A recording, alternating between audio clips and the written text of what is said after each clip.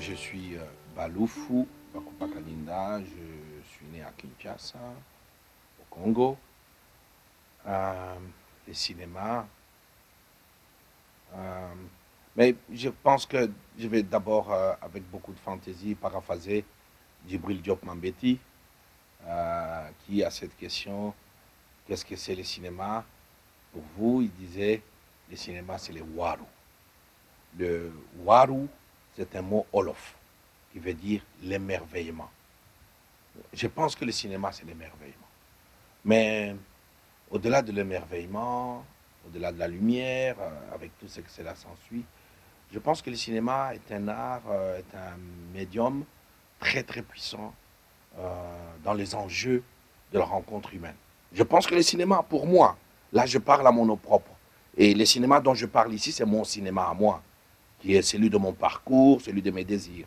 C'est le cinéma de l'émerveillement, c'est le cinéma de la conquête, c'est le cinéma de l'enrichissement, dans tous les sens, information, esthétique, mais l'esthétique et politique, je crois que je reviendrai là-dessus.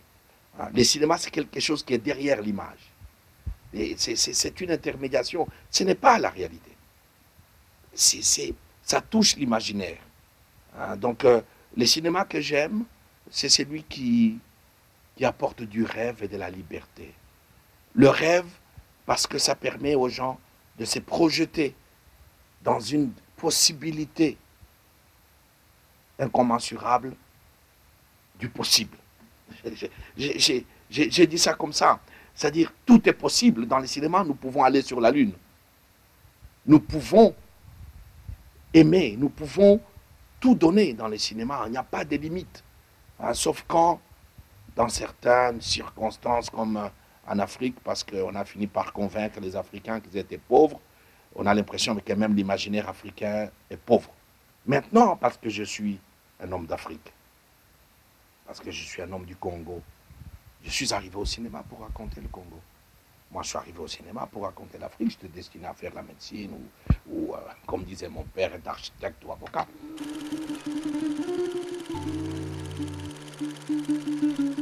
J'ai vu beaucoup de films dans mon enfance. J'ai vu de Charlot, j'aime beaucoup Charlie Chaplin. J'ai vu très très jeune, j'ai vu de Orson Welles. J'ai vu tous les classiques. Il y avait une culture populaire à Kinshasa qu'on appelait les Indoubil. Indoubil. Hindou, c'est indien et cowboy, mais ensemble. Et c'est plus tard que je me suis dit, mais comment est-ce possible que dans la tête de cette audience de Kinshasa, on peut faire une addition entre l'Indien et le cowboy, qui sont les deux protagonistes de films western. Et j'ai commencé à m'intéresser à la représentation. À la représentation. Parce que la représentation, elle est au centre du cinéma. Des cinémas, comme disait le grand Saint-Ben, c'est un miroir. Nous, Africains, on est arrivés au cinéma pour corriger un miroir. Pourquoi? Parce qu'on est un peuple dont l'image a été détruite, dont l'image a été galvaudée, stéréotypée jusqu'à maintenant. Mais Saint-Ben disait, nous arrivons au cinéma pour corriger, mais pour apporter notre propre miroir. Moi, j'ai été séduit par ça, parce que les Saint-Ben que j'ai connus, je l'ai connu d'abord écrivain. Moi, j'ai lu Saint-Ben écrivain avant de découvrir Saint-Ben cinéaste. J'aime beaucoup l'écrivain, c'est pour moi l'un des plus grands écrivains africains. Et toutes ces choses-là m'ont formé. Toutes ces questions de quelle est l'histoire africaine. Et l'histoire africaine, pour moi, c'est d'abord Lumumba. Patrice, quand il nous dit, un jour, l'Afrique écrira sa propre histoire. Mais c'est ça, pour ça que je suis venu au cinéma. Je me suis dit, un jour, je vais répondre à ça. Je vais répondre à Patrice. Je vais lui dire, je suis là.